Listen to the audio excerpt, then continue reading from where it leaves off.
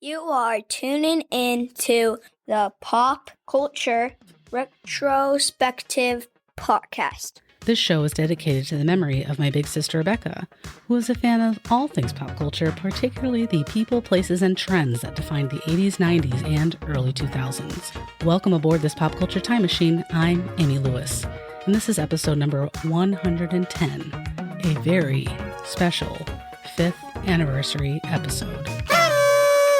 Since this is the 5th anniversary of the show, I thought it would be fun to take a look back on the show via various lists, each with 5 items on it.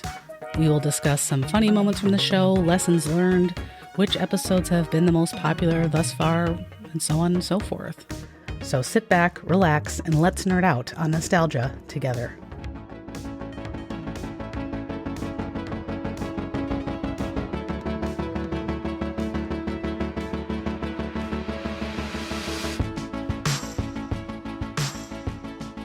And before we get into the lists regarding the podcast, let's start with a reintroduction as well as some information about the inspiration behind the Pop Culture Retrospective Podcast.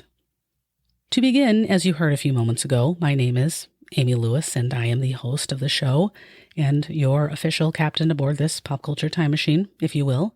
I started this podcast in May of 2020 as a way of dealing with the tragic passing of my sister Rebecca.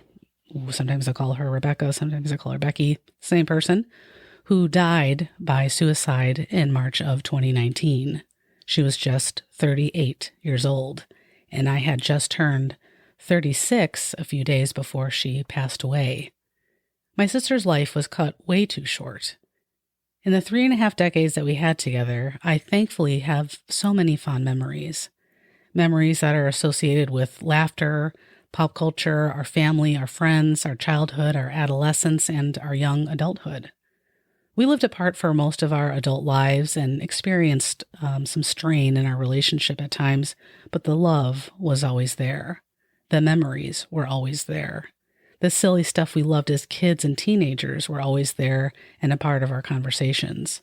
My childhood and teenage years are intertwined with my sister, and they always will be. I tried attending support groups about my devastating grief, and I even did a few walks to bring awareness to suicide and suicide prevention. And these were certainly helpful, if for no other reason than being around people that I could relate to, but I always found myself still feeling incredibly sad after each thing was over. Somehow, out of nowhere, I decided to start a podcast. At first I thought maybe it could be about mental health, as certainly I was witness to my sister's journey for my whole life, and also because of my career as a school counselor and other relevant work experiences. However, I knew that would likely focus on more serious topics that would potentially just add to my sadness, but a light bulb went off and I realized that I had something I could talk about endlessly, something that I was already passionate about, something that my sister and I talked about and joked about constantly. The pop culture that we grew up with from the 80s, 90s, and early 2000s. And thus, the Pop Culture Retrospective Podcast was born.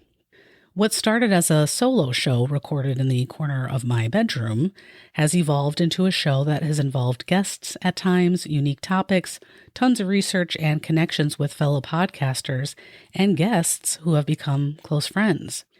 I literally had no idea what I was doing when I recorded the first few episodes of the show, but I think starting the show has been the most helpful and productive thing I have done to cope with my grief.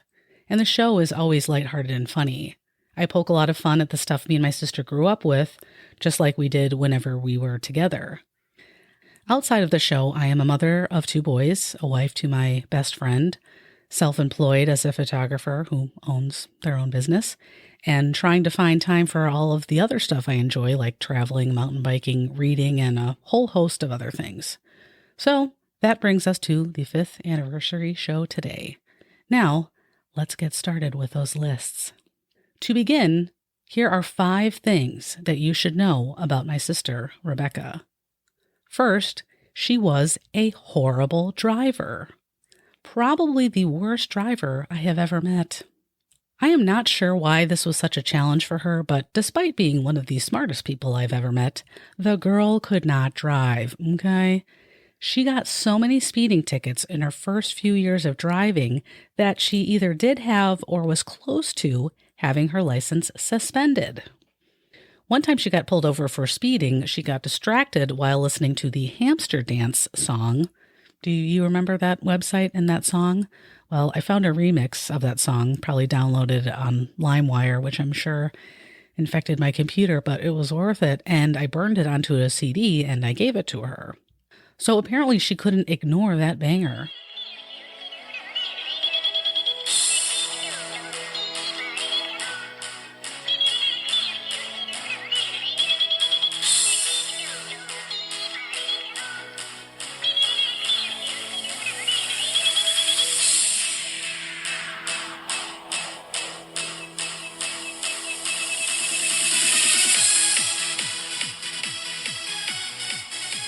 And she didn't realize she was going well over the speed limit. When she was pulled over, she apparently told the officer that she really had to pee. Unfortunately, he didn't buy it, and she got a ticket. She was also notorious for getting into fender benders. I think every square inch of her car must have gotten hit and subsequently repaired. Another one of my favorite Becky stories was when she was at the repair shop getting her car, a gold/beige Honda Civic, repaired. After paying for the completed bodywork, she drove out of the parking lot, pulled into the street, and got hit by another car. I cannot make this crap up. And although she was about my height, about 5'5" or so, she drove with her driver's seat pushed forward, probably almost as far as it could go. Whenever I got into her car, because I refused to let her drive whenever I visited her, I felt like I was getting into a Little Tikes car for a toddler because my legs were right next to the steering wheel. It was very awkward and uncomfortable, so that seat definitely went back as soon as I got in. Second, she was an incredible artist, especially given that she had no formal training. Her freehand cartoon drawings were incredible, and her ability to color them in with various shading and detail was mind-boggling. Even her signature, which me and my dad have tattooed on our arms, was like a piece of art. Also, although she struggled with decision-making and judgment at times, her intuition and gut instincts regarding situations with me or other family members was often on point, whether we liked it or not. She predicted situations years before they would happen, and I'm pretty sure that she knew I was gay before I did. I'm not kidding. She was able to ask me about it in the most respectful way possible. And when I finally did come out, which wasn't easy, she took me to my first gay bar, which is now closed due to a shooting, not related to the club itself or the bar itself, but there was a shooting nearby. So now it's closed, but that's okay. Also, she never met a former partner of mine, and somehow she knew that this person was awful and not a good fit for me. And she told me that. Everything she said, I don't like her. And she said that to me, and I was so angry at her for quite a while, maybe a couple of weeks, couple of months, I don't remember, but I was very, very upset with her. And a few months later, I realized she was totally right, and thankfully I'm obviously not in that relationship. Next, she was very accepting of other people. For example, when everyone she worked with shunned the cooks in the restaurant she worked at, she embraced them and learned their language. And she was also able to see through facades of some of our friends and family members and still spend time talking to them, even if they didn't agree on things, and even when others couldn't be as compassionate as she was. She was very, very accepting. She was also incredibly nostalgic and appreciated how fortunate we were growing up. She would rather spend time with our grandparents instead of her friends. She and I would watch old home movies when we were home from college during vacations. She still loved stickers and toy figurines well into her adulthood, just like she did as a child. And after my paternal grandparents passed away, she had my grandfather's page boy cap hanging on her wall, along with my grandmother's rosary. And finally, bonus, number 6, she gave great advice. One thing that she told me that has stuck with me my whole life is sometimes the best revenge is no revenge. It was definitely a good lesson to learn. My sister was an incredible person. Now let's move on to lists of 5 from the show. We begin with the top 5 funniest moments, according to yours truly, and it was really difficult to narrow down this list, but I've spent the past few weeks going back and listening to the back catalog of episodes, so I was able to come up with a quite fun and diverse list. First, episode number 54 was entitled Bizarre Toys and Collectibles of the 1980s and 1990s, and on that show we talked about a lot of things like Beanie Babies and such, but we also talked about trolls. I shared that the creator of the troll dolls was a man whose last name was Damn, so I made a ton of bad damn pun jokes. Here are just a few from that episode.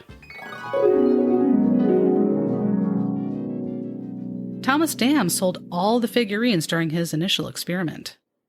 They would continue to sell like hotcakes, and he became well known in nearby communities. Which makes me wonder, did his wife say, "Damn, Thomas, good job"? Dam created a company called Damn Things to market the trolls. I wonder if parents in the 1960s, during the peak of popularity, thought to themselves, "I'm tired of seeing these damn things." Thankfully, Damn Things at one point settled copyright infringements so no one could create troll-like dolls or sell troll merchandise without permission. I bet Thomas was tired of people impersonating his damn things. Thomas Dam passed away in 1989. Sadly, he didn't get to see the resurgence of popularity of the troll dolls or some other legal and financial troubles his company would get into. However, decades later, the Trolls movie premiered in his home village of Pandrup, which was a first for a major Hollywood movie. Dam's descendants reaped many of the benefits of the film's successes. "Hot damn, we rich!" they all cheered when they received royalties from the success of Trolls. Episode number 38 was entitled Extinct and Disappearing Restaurant Chains of the 80s and 90s, Part 2. And I talked about restaurant chains that either closed entirely or were on the verge of becoming extinct. And one of those restaurants is Sizzler. I don't remember going to Sizzler a ton as a kid per se, but I learned how the business got its name, which I just found hilarious. I'm very, very easily amused. If you are a longtime listener of the show, you'll know that about me. And if I ever give myself some credit for something, I will say that I am very easily amused, which has served me well in life. So anyways, here is a description as it was shared on that episode, followed by the outtakes. The name Sizzler comes from the sound a steak makes as it sizzles on a hot plate.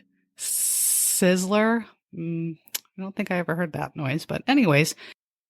The name Sizzler comes from the sound a steak makes as it sizzles on a hot plate. Sizzler?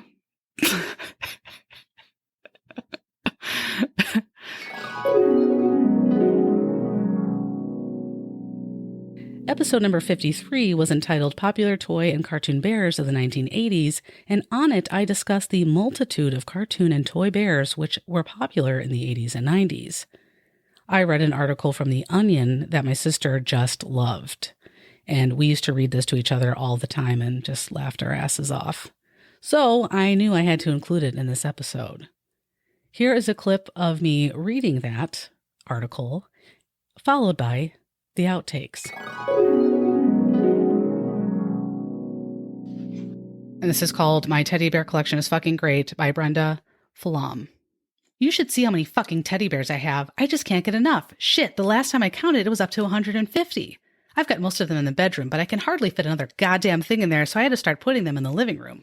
I've got all different kinds of teddy bears. I can't go shopping without falling in love with a new one. Everyone always says, "Oh shit, Brenda, here we go again." But I tell them to mind their own fucking business because I love my bears. I've got the plain old cute little brown teddy bears with big eyes that say, "Pick me up and hug me." I've got all sorts of bears dressed up like firemen and ballerinas. I've also got one that's a businessman in a suit and glasses with a button that says, "Teddy R for President." It must mean that fucking cute-ass Teddy Ruxpin. I've also got this huge-ass bear I won at the Greene County Fair last summer. It took me an hour at the dart throw to win it, but it was worth it. It's got the best fucking paws. I started collecting teddy bears when my aunt gave me one dressed up like a nurse for graduation because I told her I wanted to be a nurse someday. But then it turned out that if I wanted to be a nurse, I would have to go to college and shit. Now, I just work at the Pick It Up. It fucking bites, but at least I got my bears. My favorite bear is a little adorable one wearing a little black leather jacket. On the back of the jacket, it says, Tough Teddy. Is that the cutest fucking thing or what? Joe sometimes takes me around in his Harley, so I want to get another Tough Teddy. Joe sometimes takes me around in his Harley, so I want to go get another Tough Teddy to bungee cord to the back of the seat. I'm not going to put the one I've got on there, though, because it would probably fall right off and land in the goddamn mud. Teddy bears are a bitch to wash. If you put them in the washing machine, their eyes always get scratched and their fur gets all fucked up. That's why I always tell the kids, don't touch my fucking teddy bears or else. When Brianna was 2, I had a bunch of stuffed bears in a big round wicker chair in the living room of the trailer, because the bedroom had a leak. So one day I was at the neighbor's trailer having a few beers, and when I came home, Brianna had the whole goddamn chair knocked over, and my teddy bears were everywhere. She had the Hawaiian hula bear in her mouth, and she was chewing the goddamn plastic flowers right off the neck. Christ! I tell you, you can't leave a 2-year-old alone for half an hour without a problem. After that, I learned that if I wanted anything nice, I better goddamn well keep it out of the fucking kid's reach, for Christ's sake. Recently, I started collecting teddy bear figurines, too. They have some really cute ones at the Hallmark store. I was showing my girlfriend Tanya my roller skating bear figurine, and she says, you better start collecting something smaller. Pretty soon, you won't have room for yourself in here anymore. So I say, you're not fucking kidding. The other day, Sheila, this fucking bitch I work with at the Pick It Up, started talking about this bride and groom bear couple she said I'd die for. She said the bride's even got a little veil that her ears stick out of. Now, that sounded adorable, and if Joe and I ever get hitched, I figure we could stick it on top of one of Ma's chocolate sheet cakes. So I asked Sheila where she got the bears, and she just says, I don't know, real smartass-like. So I say to her, tell me where you got the fucking bears, and she just smiles and says, I forget. That fucking hoe bag, I wanted those fucking bears. Why would Sheila give a shit about them anyways? I've seen her sad excuse for a teddy bear collection. She's got some of the ugliest fucking bears I've ever seen. All these goddamn crocheted things that aren't even fuzzy, for shit's sake. Who'd want a stupid, scratchy-ass teddy bear like that? Finally, I couldn't stand her goddamn smirk anymore, so I grabbed the collar of her Pick It Up uniform, got about an inch from her face, and said, Where'd you get the bears? All the while, I've got my LA Gear high tops pressed down on her toes, which are sticking out of the girly-ass sandals she's wearing. Just then, Mr. Schumacher comes out of his office and sends me home for the rest of the day. Fuck it, I said to myself. I knew I could beat the info out of Sheila anytime I wanted. Fucking bitch, Christ. On Sunday, I went to the Adorables Unlimited over at the North Lake Mall, and sure enough, the bear wedding couple was right there on the shelf. It set me back a shitload, but they were too fucking cute to pass up. The groom is wearing a little top hat and tails, and he's even got little black shoes. When I got home, I put them on top of the TV instead of saving them in the box, because I don't think there's going to be any goddamn wedding if Joe doesn't stop hanging around the Pit Stop Tavern every goddamn night, letting all those fucking waitress sluts paw at him. The bride and groom bear couple even come with a little red carpet to unroll and put them on, just like a real fucking church. They're so fucking cute. Teddy bears are a bitch to wash. If you put them in the washing machine, their eyes always get scratched, and they're... Oh, God. So I say to her, tell me where you got the fucking bears. And she just smiles and said, I forget. That fucking hoe bag. I wanted those fucking bears. Who'd want a stupid, scratchy-ass teddy bear like that?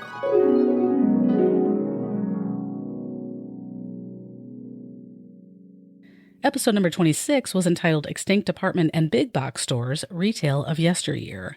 And on it, we talked about several department and big box stores that had started to disappear, or disappear completely, and one of those was Linen in Things. Once again, The Onion published a satirical article about Linens and Things, and here's a clip of it as it can be heard on the episode, followed by the outtakes.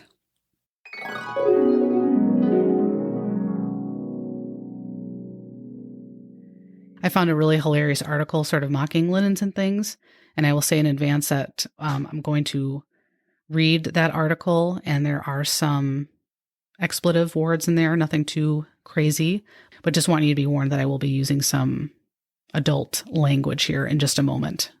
So you may want to skip ahead a little bit. This was an article that ran in The Onion, again, which is a satire newspaper. This is obviously not true, in 2008. The title of the article is New Linens and Shit Opens. Macon, Georgia. Linens and Shit, the nation's largest retailer of bedsheets, tablecloths, and a wide assortment of other shit, will open its new location Tuesday morning at the Macon Mall. We are excited to open our first store in the Macon area, and we encourage shoppers to arrive early and check out all of our great linens and shit, said Robert Barlow, the company's senior vice president.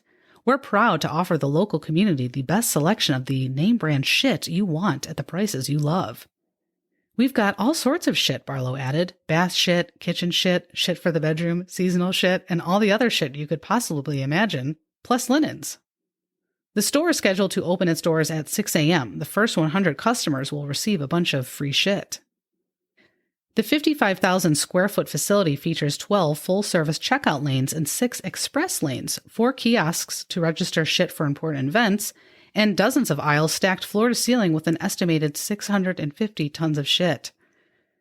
Kenneth Resch, manager of the Macon store, said that if customers cannot find shit in the right color or size, the shit they need can be located in heaping piles of overstock shit in the linens and shit warehouse. Anything not available at our retail location can easily be purchased from our online store at linenandshit.com, Reach said. We've got a crapload of shit there. Resch, who oversaw the hiring process for the store's 120 full-time and part-time employees, praised his staff's friendly and helpful service, as well as its willingness to sort through enormous bins of shit in order to match the right shit to the customer's needs. Customers who got a sneak peek at the new store during its silent opening Friday evening were impressed. "Look at all this great shit," said Macon resident Joy Anderson, who claims she usually spends an average of $500 a month on linens and other shit. "Whenever we wanted to buy a ton of shit before, we had to go all the way out to the Galleria Mall in Centerville, but now we've got all the shit we need right here." Although a sluggish market has forced many large format retailers to scale back their operations and even close locations, Linens and Shit insists that the economy will not prevent the store from providing the customer with the superior quality linens, storage and organizational shit, framed crap, and some foreign-made designer bullshit. "We've always had a simple strategy of selling shit and linens to people, and we don't intend to stop now," CEO Henry Considine said. "This company has weathered both the credit crisis and the housing market crash because no matter how bad the economy gets, consumers will always continue to buy shit." In response to the overwhelmingly positive reaction to Linens and Shit stores, the company plans to sell excess shit as well as irregular or slightly imperfect crap at their new shit and shit factory outlets. Kenneth Resch, manager of the Macon store, said that if customers cannot find shit in the right color or size, the shit they need can be located in the heaping piles of overstock shit in the linens and shit warehouse.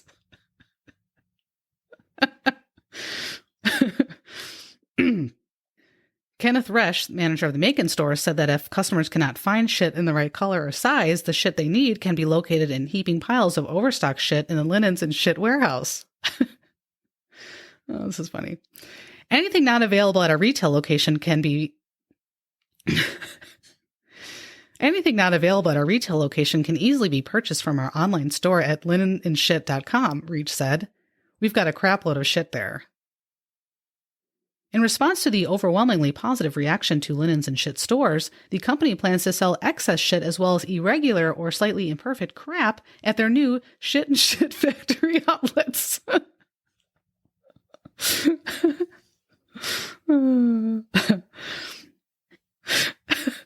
I can't do the shit and shit.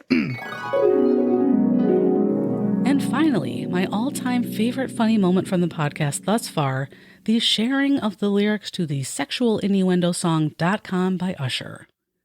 I did a full episode just on Usher himself, which was episode number 22.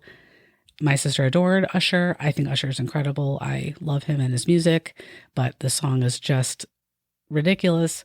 So featured in the film that nobody saw called Rhythm City Volume 1, Caught Up, which I think may have been a made-for-TV movie, which is a bad sign. .com, while, seemingly intended to be a sensual and serious song, ended up being the most ludicrous song I have ever heard in my entire life. And I've listened to a lot of music, okay? I know that my sister felt the same way when she heard it. And I'm not sure what I like more, the actual reading of the song lyrics in sort of a dramatic fashion or the outtakes. Either way, here is the full lyrics to that song read, with a relatively straight face. You can kind of hear me a little bit being on the verge of busting out laughing, but here's the reading of that ridiculous song, followed by the outtakes.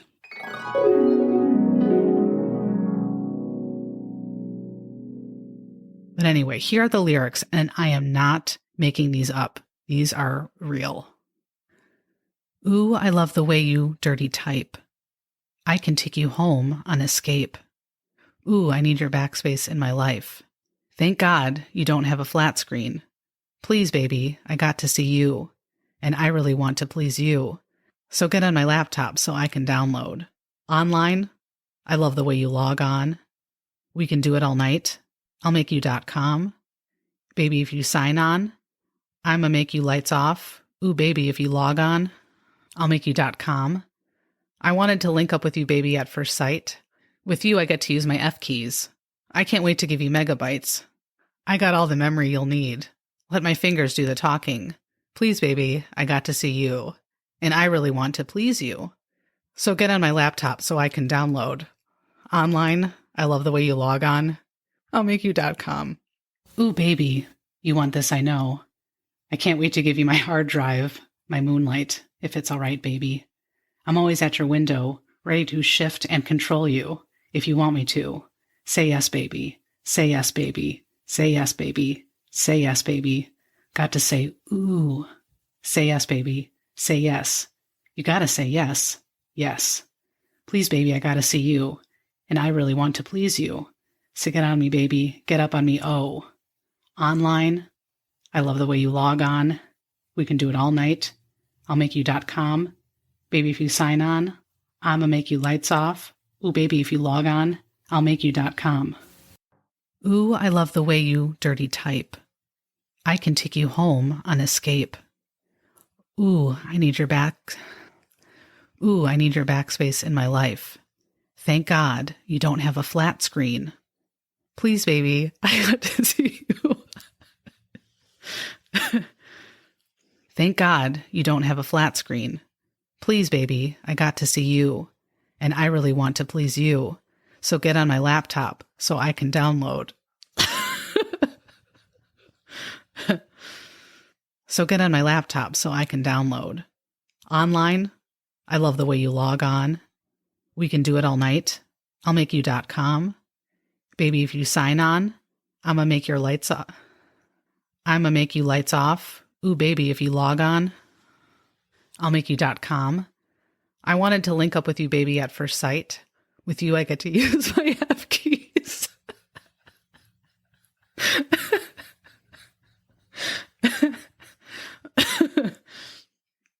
With you, I get to use my F keys. I can't wait to give you megabytes.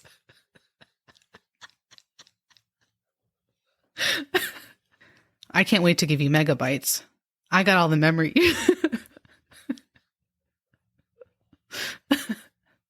I got all the memory you'll need. Let my fingers do the talking. Please, baby, I got to see you. And I really want to please you. So get on my laptop so I can download. So get on my laptop so I can download. Online, I love the way you log on. We can do it all night. I'll make you.com. I'll make you.com.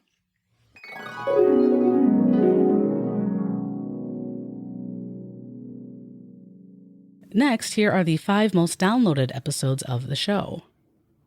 And remember that obviously some of these have been out and available to listen to for longer periods of time than others, but nonetheless, here's the list. And I'll make sure to add a few interesting tidbits about that show's topic. So the number 5 most popular episode is episode number 88, A Brief History of the Camcorder. I learned that before the inception of the camcorder, video filming required 2 separate devices, a video camera and a VCR. And that all changed in 1984 when the JVC GR-C1 was released. It was produced from 1984 to 1985, and this model was truly groundbreaking for the home video nerds of the world. The camera could record up to 30 minutes at a time on a TC-30 tape, and it could zoom up to 6 times and even had a headphone jack. Also, a vast majority of camcorders were designed as being right-hand dominant, so sucks to be you if you were a lefty in the 80s. You're going to have to figure out how to use your right hand for the video camera if you want to capture those family memories, It's going to be rough. The number 4 most popular episode was number 87, the top-selling holiday toys of the 1990s. And one interesting thing I learned about one of the items on the list pertained to Pokemon. And in case you didn't know, there is a app/online game called Pokemon Go, which is extremely popular. I think it was more popular maybe a couple of years ago. But anyways, Pokemon is so popular that it got its own game to play on your mobile phone, which I've never played. But anyways, there have been countless accidents and acts of violence surrounding this game. There is a website called PokemonDeathTracker.com, and it has a timeline of all of the alleged deaths and accidents associated with the game. So as of today, which is May 29th of 2025, there have been 25 deaths and 63 injuries. Unbelievable. The third most popular episode is number 76, the history of department store photography studios. One interesting thing that I learned is that in the 1980s, Kodak did a nationwide survey in the United States and asked people what business they thought of when they thought of portrait photography, and 60% of those people said Olin Mills. Now, if you listen into that episode, you'll get the backstory behind Olin Mills, but basically, Olin Mills was extremely successful, and they had studios all over the country in places like Alabama, Tennessee, Illinois, Ohio, and Kentucky. At their peak, Olin Mills had over 1,000 freestanding studios. The number 2 most popular episode was the very first installment of the podcast, The Golden Girls, my sister's favorite TV show of all time, I'm sure, and definitely one of my top 5 favorite TV shows of all time. Anyways, one interesting thing that I learned was that Rue McClanahan, who played Blanche, once allegedly said that the Golden Girls executive producer asked her to persuade B. Arthur to play the role of Dorothy, as initially she was rumored to be reluctant. And McClanahan told her that she was going to be playing Blanche and Betty White would be playing Rose, and that made her perk up. I mean, that talent in that room, my God. And McClanahan told her it was the best script that would ever come across her desk. Why would she want to pass on it? So, thankfully, B. Arthur was in the show, and she was amazing. And finally, the number 1 most popular episode thus far of the Pop Culture Retrospective Podcast, and this one has surprised me just for a lot of different reasons, but the most popular episode is number 45 on Fiona Apple. One interesting thing that I read about Apple during my research, and it just broke my heart, is she once said, quote, "When I was a kid, 10, 11, 12, 13, the thing I wanted most in the world was a best friend. I wanted to be important to people, to have people that understood me. I wanted to just be close to somebody. And back then, a thought would go through my head almost constantly. There's never going to be a room someplace where there's a group of people sitting around, having fun, hanging out, where one of them goes, 'You know what would be great? We should call Fiona. Yeah, that would be good.' That'll never happen. There's nothing interesting about me. I just felt like I was a sad little boring thing." End quote. And my sister went through an incredibly difficult period of time when she was in middle school, and I could almost see her saying this very same thing. It's just very heartbreaking. But episode number 45, Fiona Apple. Who knew? Who knew? Next, I have a list of the topics that I enjoyed researching the most, which is kind of debatable because I've really enjoyed all of these episodes, really and truly. I mean, I don't do shows on really anything that I don't find some interest in or learn something from, so I've enjoyed all of it. But to kind of think about the shows that I did really enjoy and find myself maybe listening to the episodes at times would be as follows, and these are in no particular order. One would be the Extinct and Disappearing Department and Big Box Stores, which was episode number 26. Next, Extinct and Disappearing Restaurant Chains, which I talked about a little bit earlier. That was episodes number 37 and 38 because I just had so many restaurants to cover and it was just really fascinating. Third would be the history of department store photography studios, which we just talked about, because I think regarding that episode is I really didn't think that I would necessarily find a ton of information that I could put in the show, but thankfully I did, and it was just super fascinating, and I just loved that episode and learning about department store photography studios. It was a blast. I also really enjoyed putting together today's special, which is a Canadian import TV show for children that aired in the 1980s on Nickelodeon. And again, I thought maybe this could be a topic of the podcast, but I don't know if I'm going to have enough information to really share. And thankfully, there was a ton of information out there. And so I had so much fun researching that topic. And finally, the other episode that I really enjoyed doing was the novelty crap and gag gifts of the 90s and early 2000s, which was episode number 100. And on that, I talked about motivational posters, Big Mouth Billy Bass, and other assorted corny gag gifts that people gave to each other in the 90s and early 2000s. So episode 100. And here are a few comments from listeners about kind of memories or favorite episodes from the podcast. Amy Bolduc has said a few times that she really enjoyed the episode about the department store photography studios. Friend and listener Jess said that she just loves the flashbacks about the 80s and her childhood. Justin from the Pop Culture Reflections pod said that the episodes about In Living Color and Tina Turner were some of his favorites.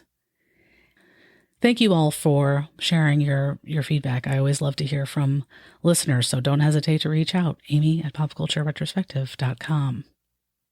And I also want to make a point of thanking all of the other fellow podcasters that I've had the pleasure of collaborating with. I have collaborated with, aka the train has pulled into collaboration station with, the 80s and 90s Uncensored podcast, the Retromade podcast, and several others. I'll make sure to include any of the podcasts that I've collaborated with in the show notes. I know I'm forgetting a few, but it's late at night and my brain is just not working. But I really do believe that the podcast community, especially the pop culture podcast community, which I'm biased toward, is just really supportive and very encouraging. And I wish that people could have an experience like this on their jobs or whatever, because we're all sort of in it for the same reasons, because we are passionate about pop culture and sharing memories with people. And they're just, there's no competition. It's just about being supportive of one another and inviting each other to be on one another's shows. It's just a really wonderful group of people. And I had no idea that was going to happen when I started this podcast, but I'm so glad that it did. So thank you to all of those fellow podcasters, the guests that have been on my show. There's been many of them, including McGruff, the crime dog. I mean, how cool is that? But I don't want to, pick any favorites, but, McGruff, the crime dog, was pretty amazing. But really, everybody who's been a guest on the show has been just a delight to have on, and some have become really close friends, like I said earlier, and I am so grateful that friendships and relationships have come about from the show when this, show is really rooted in grief. I'm just so glad that something light came out of something so dark. So thank you for being a part of this journey.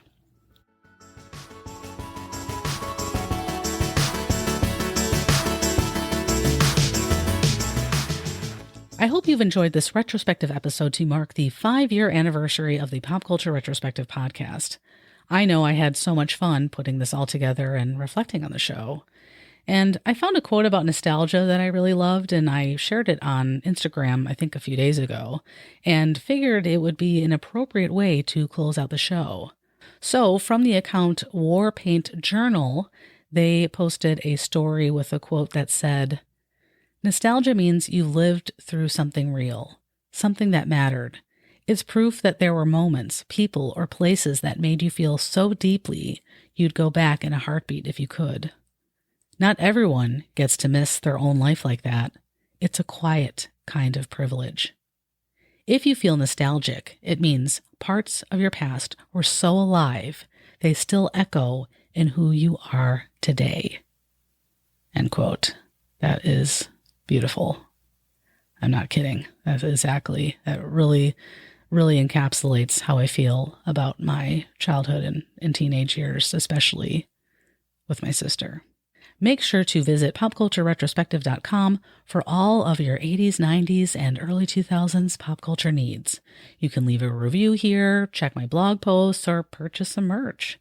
And I hope you will join me for my next episode where we will discuss yet another fascinating facet of the 1980s, 1990s, and early 2000s in memory of my sister.